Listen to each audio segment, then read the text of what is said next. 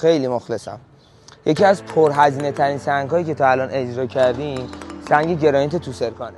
سنگ روی که میبینید سنگ روی توسرکان قطر 15 سانت، 3 دست شمشی که دور سنگ کار شده با ضخامت 8 سانت و در باکسی که بالای کار شده با ضخامت 6 سانت. کتیبه توسرکان با ضخامت 4 سانت که به صورت عمود برش خورده.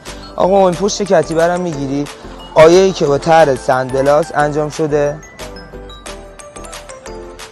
و 2 تا گلدون جلوی کار و 2 تا جاشمی از جنس شبق کاشانه.